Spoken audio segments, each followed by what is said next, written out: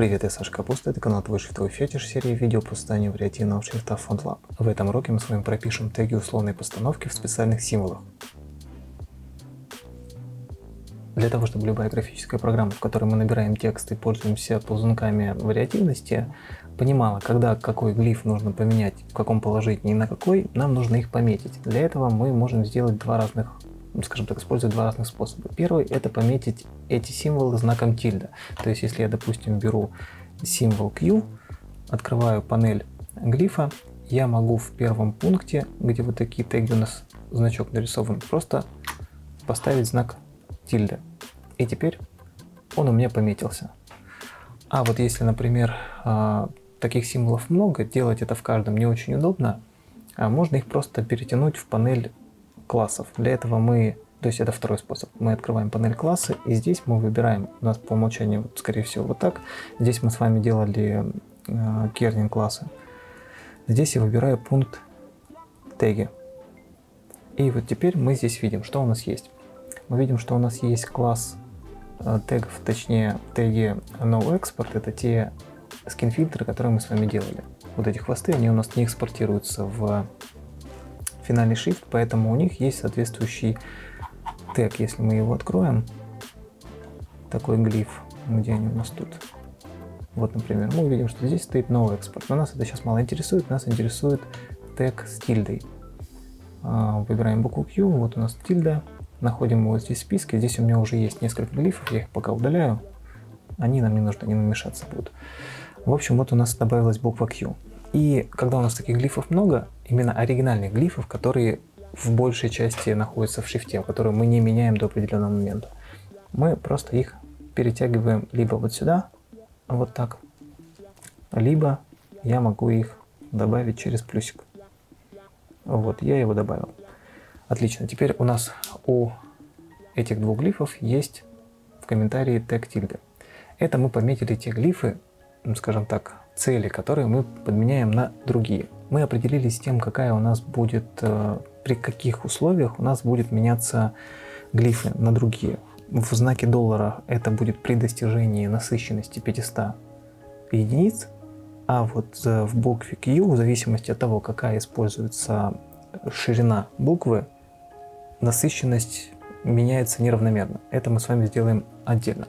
В общем, разберемся пока с долларом. Мы находим знак доллара, вот такой. И теперь мы ему не пишем просто знак тильды, мы ему прописываем тильду с комментарием. Для этого нам нужно сделать, либо прописать это вот здесь, либо я использую обычно вот такой вот окно классов. Что нам нужно сделать? Мы помним, что при достижении по оси веса 500 единиц он у нас должен подменяться. У нас помечается ось веса символами VT. Вот. Weight сокращенно VT. Вот здесь мы их видим. VT 500, VT 600 и так далее. Поэтому что я делаю? Я создаю новый класс тегов, глиф тег, со знаком доллара. Вот он у меня добавился, но его нужно переименовать, сделать правильно. Я пишу тильда VT. Теперь нам нужно сказать, допустим, если я здесь напишу 500, то ничего не произойдет. Почему? Потому что просто вот, можно даже посмотреть, произойдет что-нибудь или не произойдет. Если я выберу знак доллара вот здесь, поставлю его, что-нибудь изменится? Нет, ничего не изменится. Почему? Потому что мы не сказали FontLab. А что нам, собственно, нужно сделать? Нам нужно ее поменять до 500, после 500, или как вообще нужно поменять? Для этого нам нужно зайти в классы и сказать, при достижении 500, все, что выше 500, замени на вот этот глиф. Поэтому мы сюда прописываем VT больше, чем 500. Жму сюда. Здесь мы проверяем, вот у нас обновился. Я могу и здесь это все изменить. Теперь проверяем. А вот я ввожу до 500. Как только я пересекаю значение 500 по насыщенности в любом из ширин, мы видим, что у нас меняется глиф. Вот здесь он меняется на оригинальную. Если я здесь поменяю, вот так поставлю, ситуация обратная будет. Все, что до 500, заменено. Все, что после, оригинальный глиф. Но нас это не интересует, мы возвращаем все как было. И в принципе вот все работает. Возвращаемся к классам, теперь поработаем с буквой Q. Здесь немножко все сложнее, поэтому мы можем на самом деле просто добавить сюда Q, просто плюсиком. Тут важно понимать, что в теге тильды мы складываем все оригинальные родительские глифы, которые по умолчанию используются в шрифте. А все, что мы вставляем сюда, уже подменяется при соответствии этому условию. Допустим, вот сейчас я просто добавил ее сюда. И смотрим, что происходит.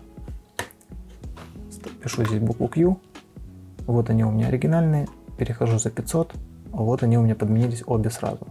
А если я, например, вот здесь в Q напишу все то же самое, но наоборот, у меня автоматически создастся другой тег, в котором уже история при значении в этой меньше 500 меняется на этот глиф. И если мы посмотрим на превью, я могу ее сейчас в принципе сделать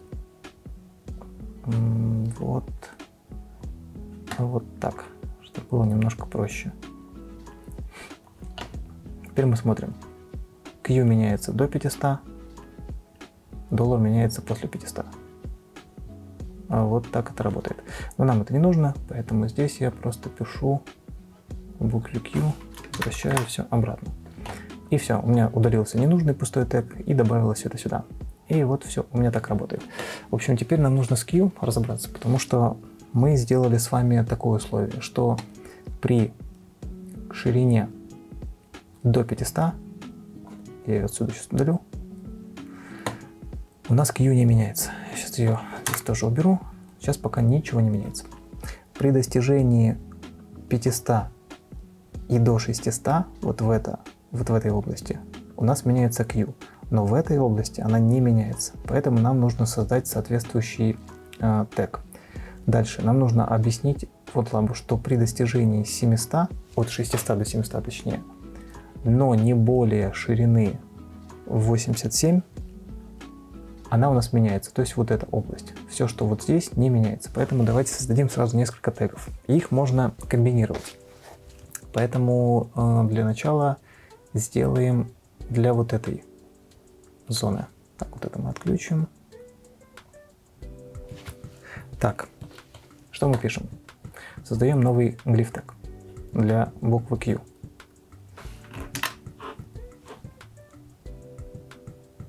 И здесь нам нужно прописать тильда vt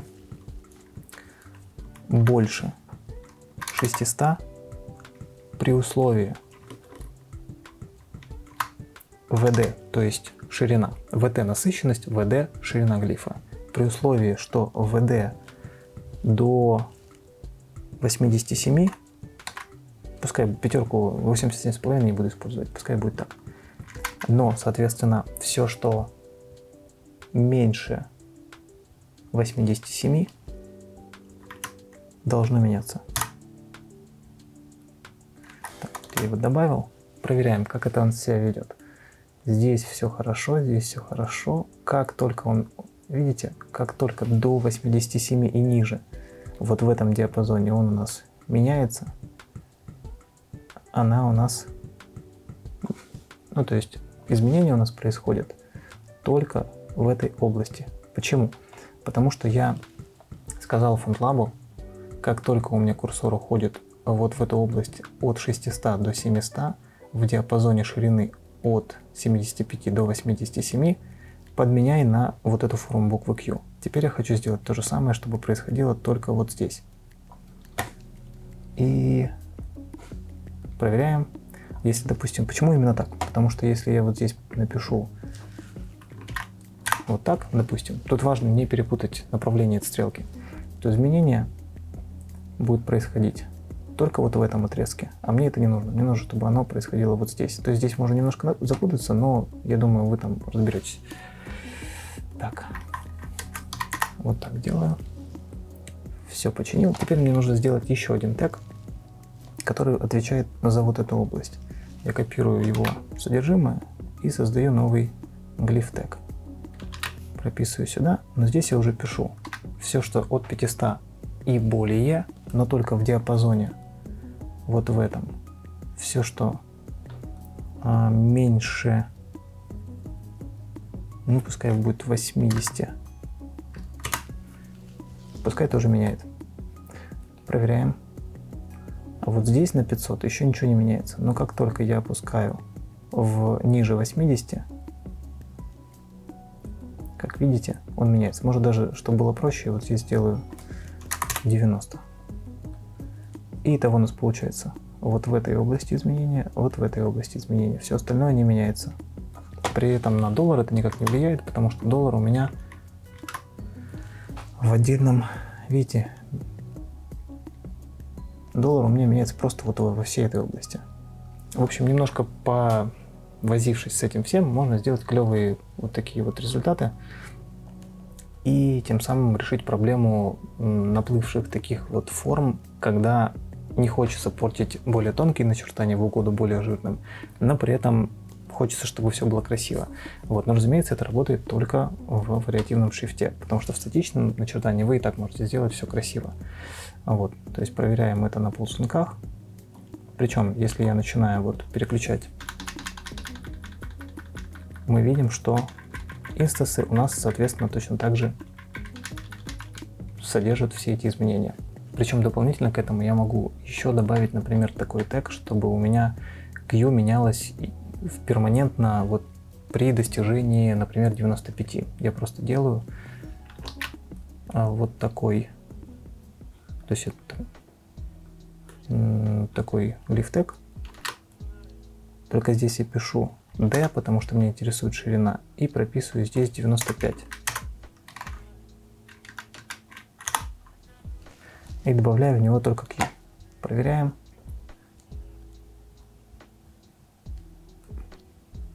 Ага, что-то у меня здесь пошло не так. А, все верно. Вот, перепутал знак. То есть, если я довожу вот здесь,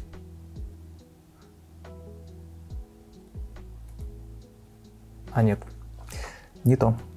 Вот здесь делаю 800, но по ВТ. Проверяем. Теперь у меня Q меняется. Так, не меняется почему-то. А, потому что я выбрал не тот самый глиф. Выбираю Q. Угу. Интересно. А, конечно, у меня же нет 800. Действительно. У меня же есть только 700 максимум, поэтому я пишу 650. Вот, теперь должно сработать. Вот. От 650 до 700 у меня Q меняется по умолчанию. То есть мне не нужно дополнительно прописывать ширину, потому что вот здесь оно тоже меняется. Но если я хочу вот эту область оставить как есть, то я ограничиваю это диапазоном здесь. Ну, в общем, плюс-минус, я думаю, вы разберетесь. При этом, если мы посмотрим сейчас на нашу Q-Bolt, то так как у нее разные условия, они все прописаны в комментарии. А вот здесь мы можем их увидеть. И если захотим, здесь же мы их можем и изменить. Например, поставлю здесь 670, и автоматически вот здесь обновится. Стоп. Вот. Проверяем. У меня здесь автоматически обновился тег. Вот, то есть мы можем писать здесь, можем писать здесь, здесь гораздо удобнее, потому что когда глифов много, мы можем это все сгружать, допустим, сюда добавить одну, сюда добавить другую. И здесь у нас есть несколько правил, которые мы должны использовать. Теги и подмены работают только с одной буквой, то есть есть буква родительская, есть дочерняя. Мы можем заменить букву Q на Q-Bolt, но не можем заменить букву Q на букву, допустим, А. То есть они должны ссылаться на оригинальный символ, это очень важно. Вот, поэтому FontLab понимает, что на что поменять только при наличии суффикса bold, который мы прописали здесь. Дальше. Обе буквы должны содержать знаки тильды. Если мы уберем здесь знак тильды, то она перестанет работать. Но при этом, если мы уберем знак тильды в оригинальной букве, например, вот здесь, я его удалю, у меня подмены все равно работают. Но для чистоты, так сказать, эксперимента всегда мы прописываем тильду везде. Это позволяет нам видеть ее в этом списке, потому что если я здесь тильду уберу, то она, скорее всего, здесь пропадет. Да, но при этом здесь она есть. Чтобы не было путаницы, почему там что-то есть, тут чего-то нету, лучше пускай буква Q будет содержать в себе знак тильды. И тогда мы точно видим, что вот у нас единая группа для всех глифов, которые мы подменяем, и все ее вариации. Когда вы экспортируете шрифт, то все те настройки, которые мы с вами сейчас сделали в подмене, они учитываются и в статичных начертаниях. Поэтому если мы сейчас посмотрим в окно экспорта и переключим на предпросмотр всех статичных начертаний, которые мы можем экспортировать, мы увидим, что при достижении определенных значений в статичных начертаниях у нас тоже происходит подмена. То есть она фиксированная уже, конечно же, происходит, но тем не менее у нас FontLab заменяет жирную, скажем так, чернящую букву на ее альтернативу, которая более легкая. И поэтому вот здесь видно прекрасно, что вот здесь у нас используется оригинальная Q, а в самом жирном насыщенном начертании у нас автоматически идет облегченная версия Q, и поэтому в статичном начертании у нас никаких проблем с чернотой излишне не будет. Вот, то есть очень удобная штука, поэтому обязательно пользуйтесь, если у вас какие-то есть проблемные такие глифы. Если по ходу этого урока у вас возникли вопросы, то задавайте их в комментариях на русском или английском языках. Этот курс залит сразу на несколько видеоплатформ, а значит я могу их не увидеть. Поэтому подписывайтесь на канал в Телеграме и задавайте вопросы в чате «Делаем буквы». Все дополнительные материалы будут выложены на сайте «Твой шрифтовой фетиш». Там же вы сможете найти шрифты Rayер и Zasker, которые я упоминал в курсе. А еще делайте скриншоты вашего шрифта, хвастайтесь в соцсетях и отмечайте «Твой шрифтовой фетиш» в публикациях с этим хэштегом. Мне и вашим шрифтовым коллегам будет интересно посмотреть на ваши успехи в ходе этого курса. Если видео оказалось для вас полезным, подписывайтесь на канал, ставьте лайки, увидимся в следующих уроках.